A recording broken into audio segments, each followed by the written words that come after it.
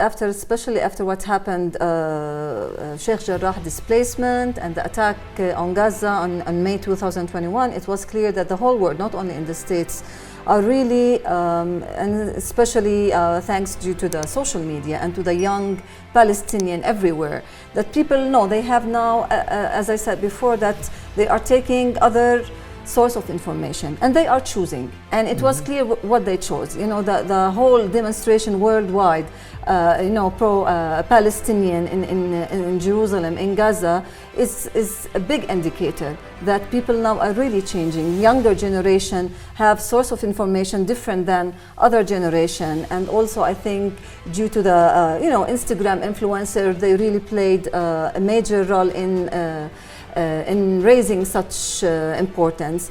And even at the Museum of the Palestinian People, there's so many people that are becoming more interested to know after what happened, interested to know about Palestine and what is happening there.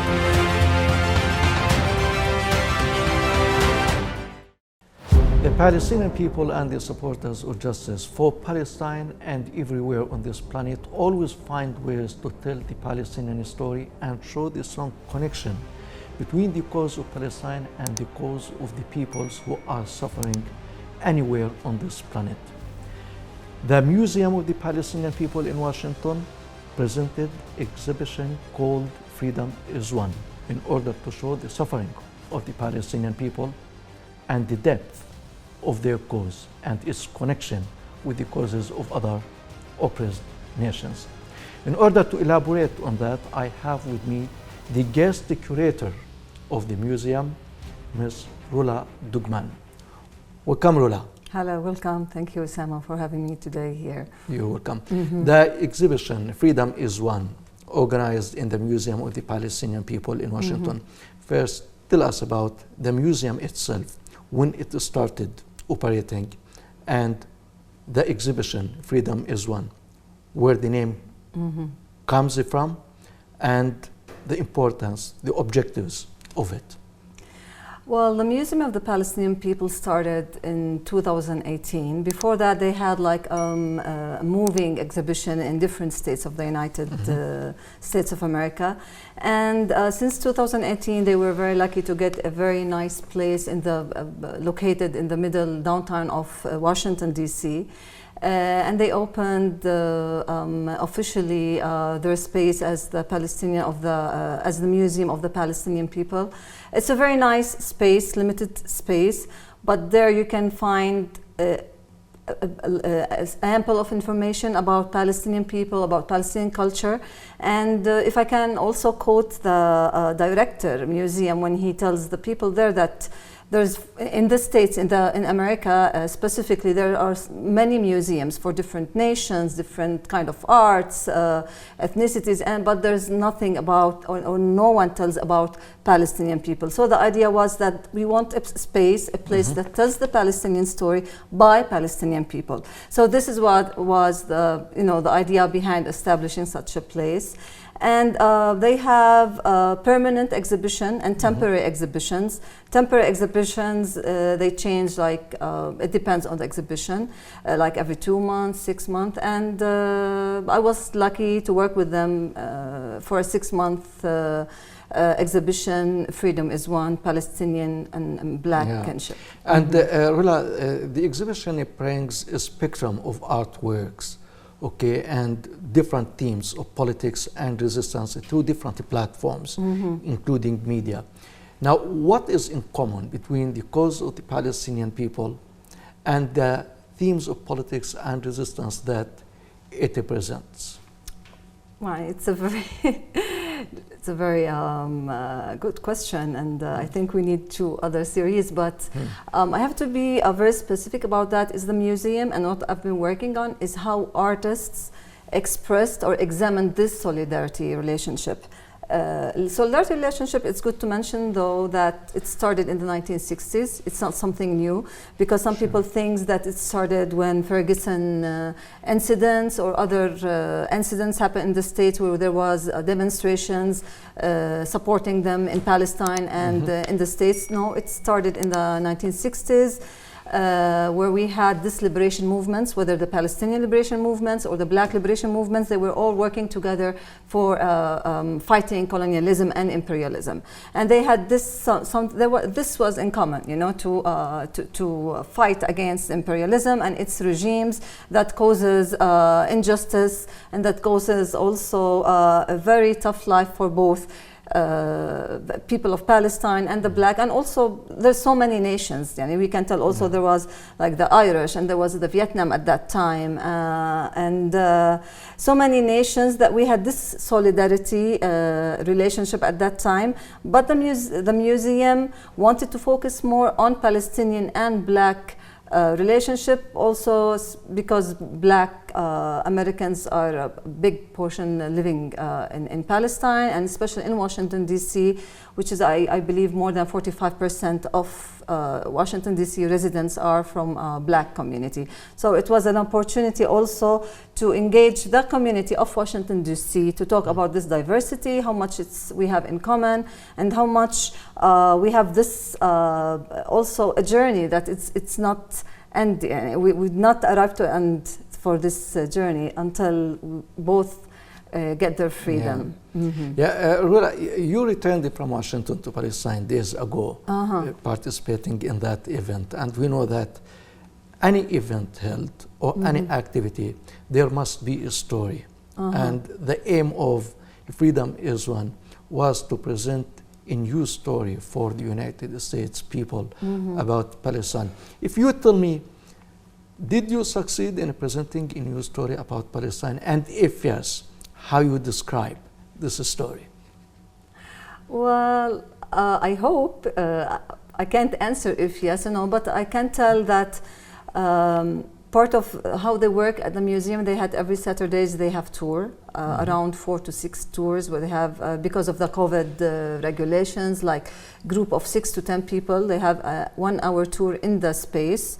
2 sections. One section is the permanent exhibition that tells the history of Palestine, the land of Palestine, the status, our culture and art. And then, which is very interesting, part of the museum, when the volunteers there and the museum team there tells the story, also tells different maybe aspect what media presents for them. It is in a way shocking for them. For example, I remember when I was there, like a very incredible volunteer there, Haytham, he was telling them about the settlements, how much it's, you know, the lands of Palestine, how much settlements, about water portion, how much they have, we are allowed to take less than 15% of water portions. And so many stories that it is a fact, but they don't hear it at the media, you know, they only hear like specific details. And then when we move to the exhibition,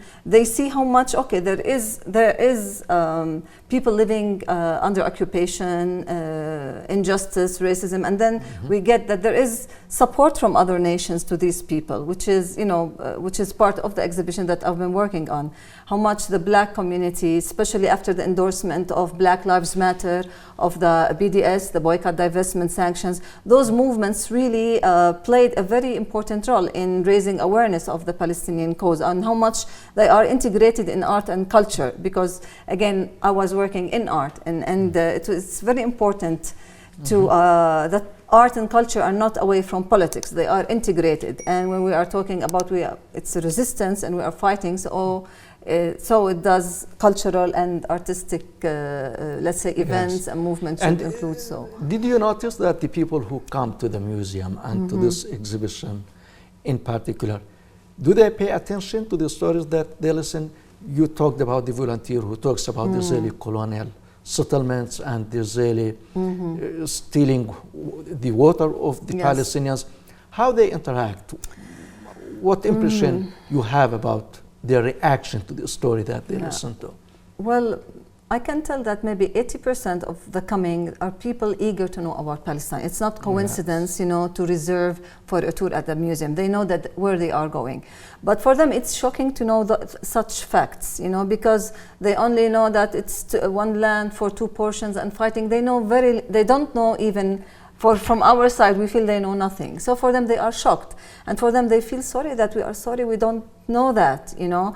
And one of the interesting things also to combine this question with the other one is like one of the exhibition, where one of the art pieces is a video art that tells about photography. And this, it was a very short video art, less than 1 minute, that tells how, what if, it's like a very provoking question, what if the colonized have the camera and accept, you know, and photograph the colonizer, you know, and what kind of images are we going to have? And it was also, for the audience, they started questioning the images they have in their mind, you know, the resources, from what resources they have. And it was interesting also that, no, you are right, we never know about this, we never heard about this. Even for Black communities and American, they don't know about Black activists, they don't know about how much Black Lives Matter is attached to the Palestinian cause, how much they work together, like American Palestinian and Black Lives Matter. So it's, I can call it, it's like an eye-opener for them, to give them an opportunity to rethink about so many things they have in their mind, about images they have, about information they have. And now I think we are in a world when you can have, all of us have access to so many sources of information that you can, if you are interested to know the truth, you know where to go and you know where to find it. And for this reason, you dedicated another platform in order to target as many people as possible, the virtual museum. Tell us about the idea of this virtual museum and how effective it is. Well, I think the museum, like many of museums and organizations, due to COVID, you know, we had to move to the virtual world.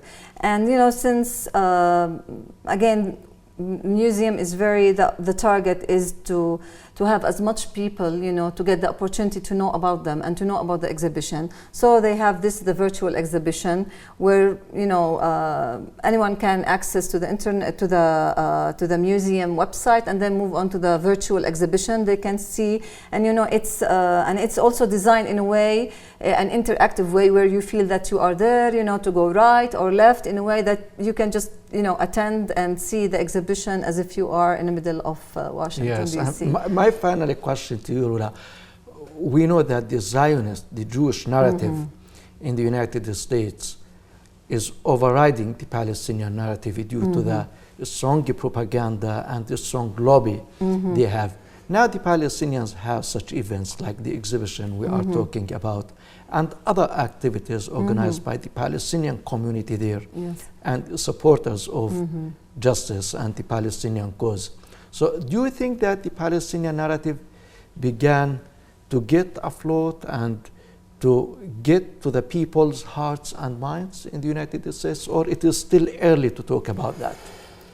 Well, I don't know if I can answer this question or to give facts, but what I really know is especially after what happened, Sheikh Jarrah displacement and the attack on Gaza on May 2021, it was clear that the whole world, not only in the States, are really, and especially thanks due to the social media and to the young Palestinian everywhere, that people know they have now, as I said before, that they are taking other source of information and they are choosing, and it was clear what they chose. You know, the whole demonstration worldwide, you know, pro-Palestinian in Jerusalem, in Gaza, is a big indicator that people now are really changing. Younger generation have source of information different than other generation, and also I think due to the you know, Instagram influencer, they really played a major role in raising such importance.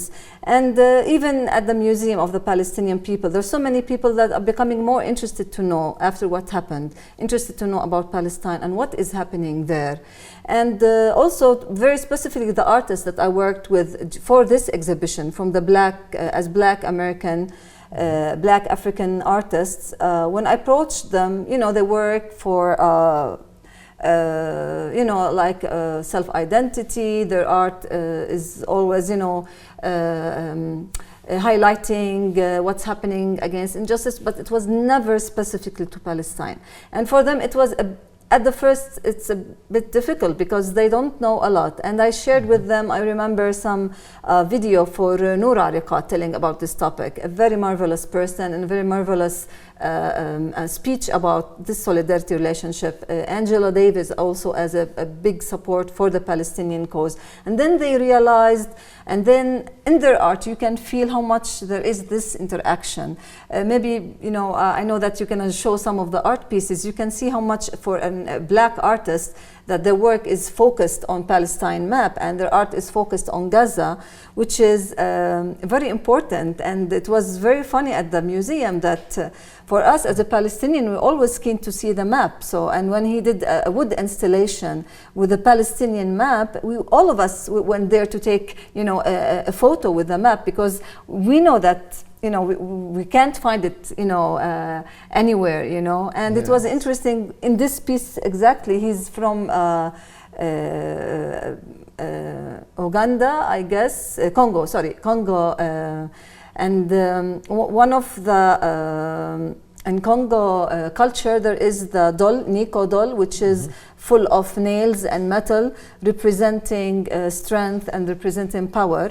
And the artist chose to, on Gaza, the area which on Gaza he chose to have the nails and metal, you know, as a symbolizing how much he's sending the message of resilience and strong and power to Gaza. Well, and I feel this is a success by itself, that for artists, their art, to change their art style, to change you know, the way they work, and to do something specifically for this theme. I think this is a very important thing for us Palestinians. Rula Dughman, the guest curator of the Museum of the Palestinian People in Washington. It has been a great pleasure having you in our program.